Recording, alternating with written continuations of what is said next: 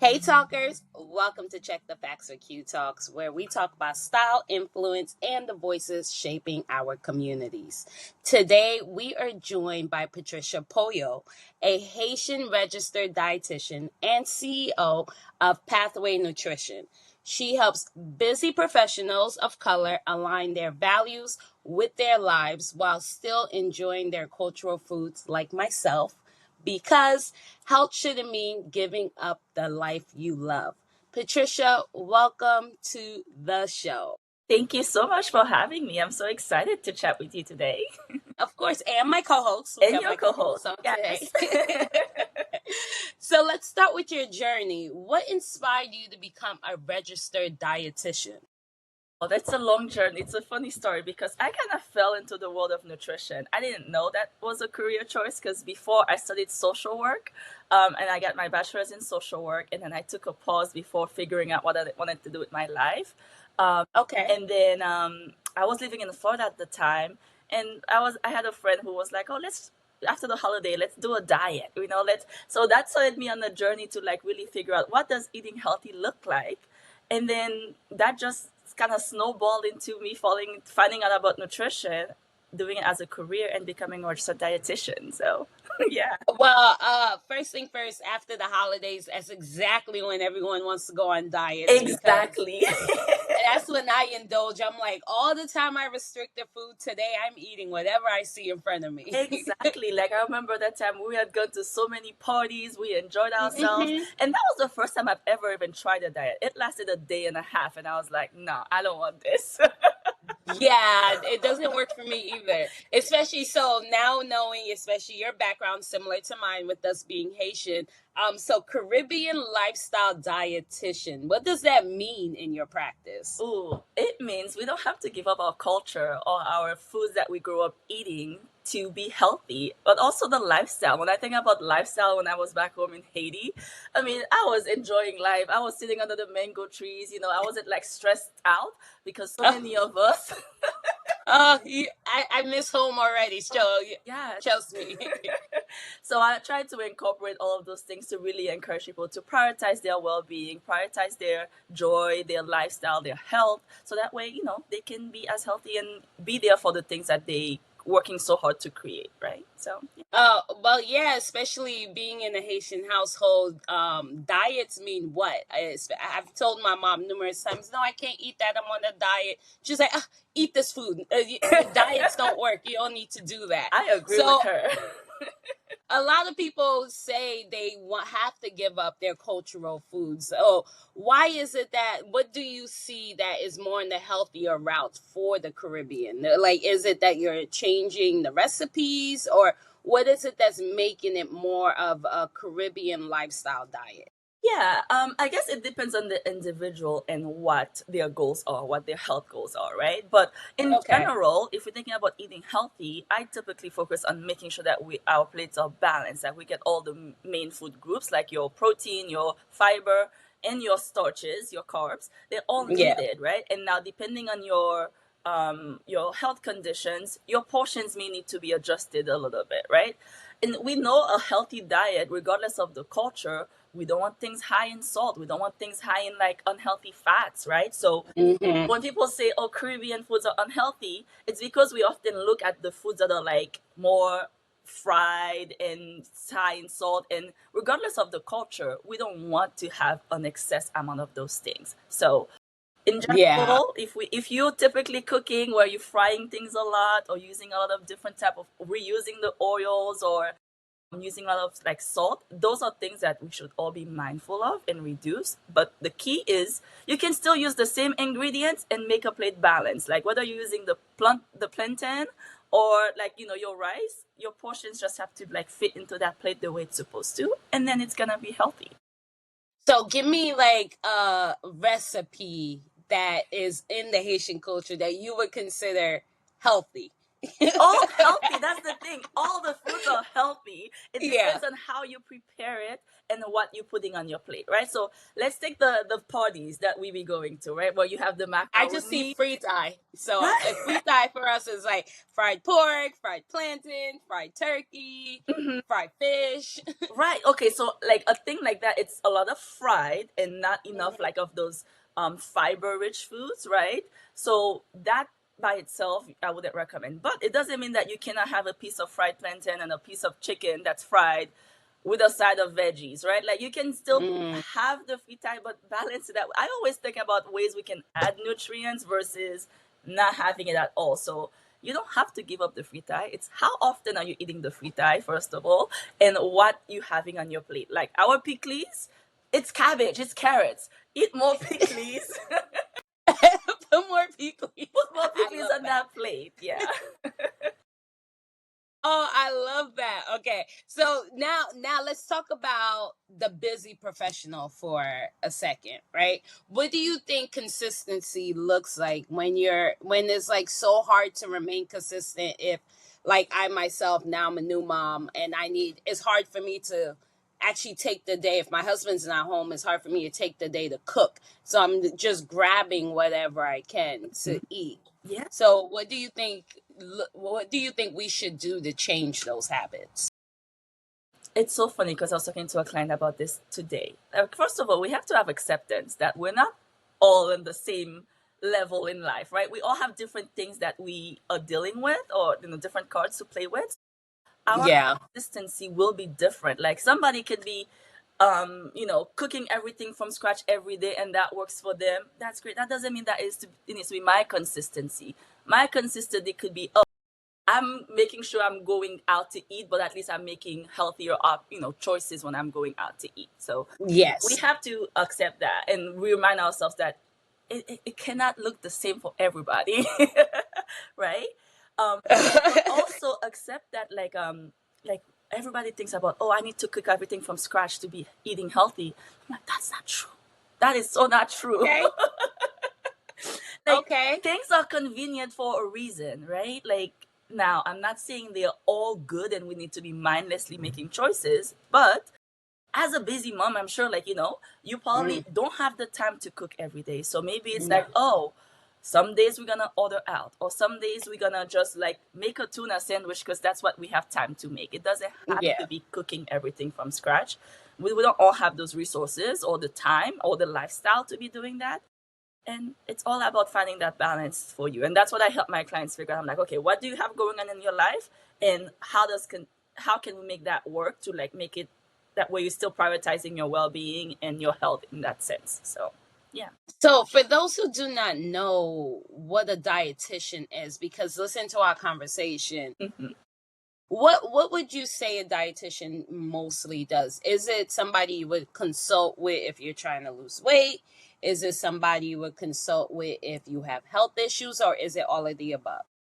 The above. Some dietitians have more specialties in certain areas. So a registered dietitian is somebody who has studied nutrition science, has done an extensive 1,200 hours of internship, and has taken a board exam, and still has to continue continuing education. So they are well Yeah. knowledgeable. They are the expert in nutrition and health, right? So Okay. that's very different than a nutritionist. Many nutritionists are just people that they've experienced something and now they can call themselves a nutritionist. So it doesn't Mm, mean that all of them are not educated. I just say do your research and know who you're talking to, right? Because you can call yourself a nutritionist if you wanted to, just because you know how to eat, right? But if a registered dietitian, though, because of their intensive education, they are the experts when it comes to chronic disease management.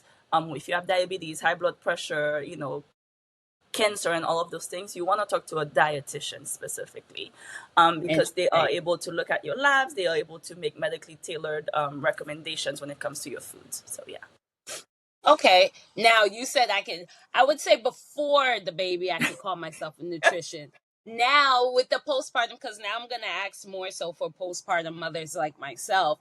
Um, the diet is one thing, because we gain all of this weight from just giving birth. I wasn't even big while I was pregnant. I didn't gain weight until after the baby came out, which I guess it's the hospital. I'm gonna blame the hospital. But how do you remain eating healthy, especially for myself? I'm a breastfeeding parent, and it's harder because the baby's pulling all of these nutritions out of you, which is making you even more hungrier than you were when you were pregnant. And then you're also trying to snap back.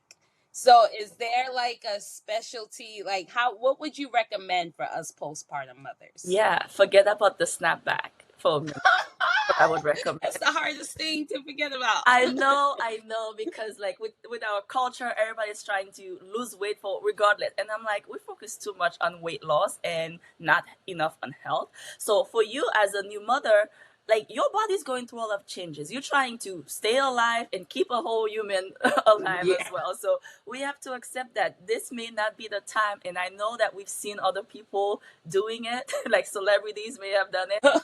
We don't have the celebrity lifestyle. Okay, because I'm like, am I doing something wrong? Because I see them give birth, and within 3 months, they're right back to where I'm like, how and where? Listen, I don't know what they're doing, but I would not recommend it because often it's not healthy. Also, their medical team and all of that, like, they're at another level. They have, yeah. Yeah, they have supports, they have systems, but still, I don't think it's the healthiest. But for us regular people, like, it's really not fair for us to try to like snap back and try to be like our pre baby weight, because your body's still changing. You're producing milk, you're doing all of those things, and we want to instead be grateful that our body is functioning properly, so that way we can keep our baby healthy as well. Yeah. So, and give yourself time, whether you're a new mother or not. Like when it comes to weight changes, we want to give ourselves time. It takes time to lose weight in a healthy way and maintain it. So that's what I would say. Okay. And I'm trying to forget the snapback, only because I can't fit into anything, so that's all I'm thinking I about. know. So then it's like, okay, let's just get to a few pair of clothes that will fit us, make us look good, and then keep it moving until, we're ready to like, make changes again. You're talking to the fashion girl that says you can't wear everything. Right? That sounds really bad for me. But okay, so let's talk about what we always talk about in this channel, where we shift more so focus on like style influence, like my fashionable self, right? So you mentioned before where your style is elegant, classy, which I can see from your dress you're wearing now, and fun. Do you think presentation plays a role in what you do as a dietitian? Like how I show up as a dietitian. I mean, for myself personally, just because I like it and it makes me feel good. I show up, I feel good, I can talk to my clients. So, to an extent, yeah, when you go to professional spaces, the way you dress, the way you show up, like that helps you with with you feeling and confidence, right? And Yeah. all of that. So yeah, it does matter. But I also say, even for my clients, if you're thinking about health and well-being, you want to make sure you dress good and feel good too. So yeah. I was gonna ask. I was gonna say, would wearing like yoga pants, and yoga top would make you look more like a dietitian than dressing up in heels and a dress? No. No, it depends on the setting. I mean, if I'm gonna go do yoga, I can show up in a dress, right? I mean, I could. Okay. But yeah, no. On social media, like some people like show up and so, and it depends on your preferences. But Okay. a dietitian don't have a specific look per se. It doesn't have a look. Okay. Then now, if I see a dietitian, I'm not trying to think of them as being like, oh, you have to dress this way for me to take you serious. Yeah, no. Okay. Okay. So for someone, my listeners listening out there that feel overwhelmed, what is the first step they should take? Overwhelmed with their nutrition and their health. And their health, and possibly, right now it's snapback season. Everyone got to get back to being summer's tight and Yeah. The first thing I would say is get help. Reach out to a dietitian, especially somebody who's going to understand you and your culture, so that way they can like provide some guidance. But also know that like we have to learn to love our body and accept our body the way it is to be able to change it if we want to. So before I go deep into the rabbit hole, but those are the things I would say. I can open a whole can of Well, worm with it's that. good. Honestly, my husband, I guess as a child, he used to meet with a dietitian. So he's always kept this habit where he eats in like bowls and he'll eat and then wait a few minutes to let the food digest. Cause he's like, sometimes you think you're still hungry, but you're actually getting full. You're not letting it to digest and go. I'm like, okay. I don't eat the way he does, but he definitely does it the right way. Would you recommend people to eat that way? Well, to slow down, because it does take about 20 to 30 minutes for your stomach to communicate to your brain that you're full, right? So Long. it does take a long time. So sometimes when we're busy and we're rushing and we're eating mindlessly, that can lead to overconsumption. But which is why they typically say sit down, focus on the food, and take your time to chew. So there are certain techniques that will help you slow down so that way you get to feel your body when it's full or if it can have another bite, right? So and I think the dish depends on your preference. For some people, the bowl helps them measure things more, and that could be Mm-hmm. helpful. For some people, just having a plate or following the my plate method works. So I'm not big. What's the my plate method? Oh, so I typically this is what I teach my clients most of the time for how to have a balanced meal. So this used to be Okay. before the Fruit, food grain, pyramid, right? So you okay. make half of your plate non-starchy vegetables, a quarter protein, and a quarter starches. So that's what I typically that's a balanced plate. You have all of your food groups on there, and it's going to keep you full. It's typically lower in calories because you're mostly eating non-starchy vegetables that are high in fiber, low in calories. So that helps with weight management as well. So yeah. The food group, the things you learn when you're a kid and don't even try to apply it as you Yeah. get older. Oh my God. I just looked at them like, oh, I am so missing a lot of those food groups on my plate. Most of us, or at least most of us, will just have a lot of like starches and protein on our plate, and the Yeah. vegetables and the fruits are often missing and Especially non-existent. the fruit. Right. I'm not put. Right. Yeah, that's like the last thing unless it's mixed in the salad. I'm like, Well, interesting. even for myself, like I typically say the fruit could be on a snack, or if sometimes it's mixed in the food, that's fine. But like it doesn't have to be on the plate like that. It could just be on the side. Some people don't like sweet and savory on their plate, so yeah. Wow, you're just learning something new every day. Okay, so before we wrap up, because my co host wants to start talking, tell us about your coaching program. Who is it for, and how can people work with you? Yes. So my coaching is for the busy professional women of color who's looking to improve their health, improve their labs, manage some chronic diseases, and they don't want to give up their cultural foods. I know time is a constraint. I know there's a lot of Mm-hmm. misinformation out there. They don't know what to do. There's a lot of confusion. So working with me will help clarify all of that and create a plan for you specifically for your lifestyle so that way you can be healthy and show up for the things that you enjoy, right? So, to work with me right now, I'm taking one-on-one coaching. Okay.